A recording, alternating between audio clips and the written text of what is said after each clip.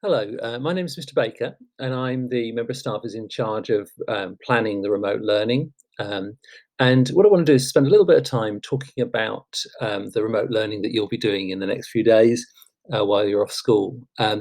Now, first of all, there's a letter that you've had that goes over this in kind of written form, but I thought it might be worth just trying to talk it through with you as well, just to give you a bit of a sense.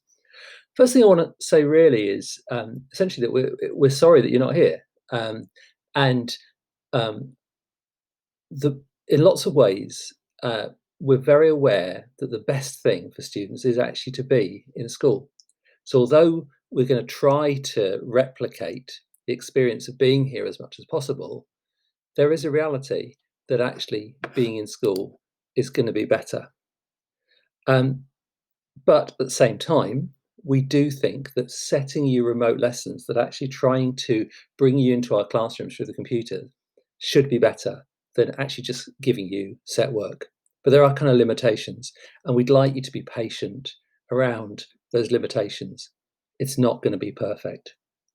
When we planned this, we were aware that most schools don't actually do this. We talked to other schools who said, no, this is too difficult to do.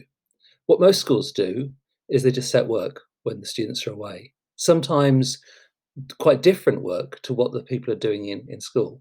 Now, we didn't like that as an idea, but it would have been easier to do it. So we've planned something that's pretty ambitious, but ambitious things don't always work perfectly. So what we found in the last few weeks when we've been doing this is that it's generally worked really well, but occasionally it goes wrong. And we do want you to be aware of that before we set out on this. So before you start, some things that you need to think about before you start. The first thing is that we're using Microsoft Teams. You've had a kind of tutorial training on that before in class, but you've probably forgotten it by now. So you need to be ready with that software. You need to download it. If you do a Google search and just write in Microsoft Teams, you'll get the option to download it to your device. But if you haven't got a device that can actually download the software, you can just use it online. So you can log in to Microsoft Teams without actually having the app. You can do it either way. When you do download it, or when you do log into it, you use your school login and password. What you then do is you're waiting to be invited into lessons. And one question we sometimes get asked is, why am I getting an invite in, say, history, but I'm not getting one in geography? The reality is that teachers set this up in different ways. So if you have a bunch of invites on day one and one lesson is missing, don't panic about that. It's just to do with teachers are planning this in different ways using the software. So really, there's not a problem until you don't get an invite in a lesson. Generally, you're going to follow your school timetable each day. So your lessons will happen at the normal times. And you need to be ready for them. The likelihood is that if the class are in school in their lesson, the rest of your classmates, then you're going to have to wait a few minutes because the teacher's going to set up the class, possibly take the register, and then invite you. So don't worry if you don't hear at first. First 10 minutes quite often happens. You'll then get a message asking you to join. So if you're on a computer, something will flash up saying, please join this lesson. And the teacher may have the chat open. If you do have the option to use the chat, write a little thing to say, I'm here, and to say whether you can hear okay what's going on. We have had microphone issues in some lessons. As a general thing, and the microphone is definitely something that sometimes goes wrong when the technology isn't working perfectly, try to write on the chat.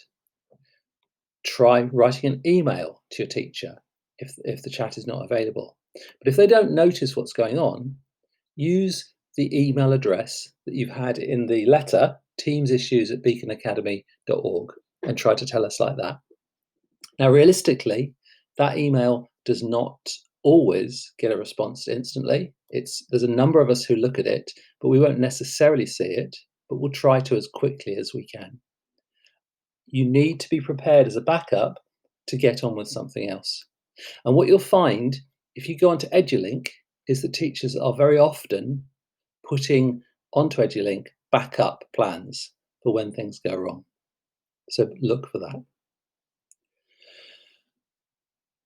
The large majority of the lessons that you do should work really well on Teams, but there are some things that don't always work. So sometimes the technology lets us down. That's quite unpredictable. Most of the time it's absolutely fine, but sometimes the internet is problematic and it just stops working. And that's really unfortunate, but that is the case sometimes. Some of the things that staff do in lessons, some of the lessons you have, will work less well than others. So if you have a PE lesson and everyone's out on the field, that's going to be hard to teach remotely, obviously. So some things are not going to work so well. And at those moments, the teachers will be setting work on EduLink. So always be ready to see what is there on EduLink for you. One of the things that really works well with this technology sometimes is that the staff can share a screen. So you'll actually see what the students in the class are seeing sometimes. Okay, so sometimes that will work. Sometimes what they will do is instead they will send you the same things that the students in class are seeing. They'll send it to you on EduLink. So it's another reason to be looking on EduLink every lesson. And sometimes what they'll end up having to do is just to talk you through something that they're writing on the board. Follow that the best you can, but also if you're not sure, message them.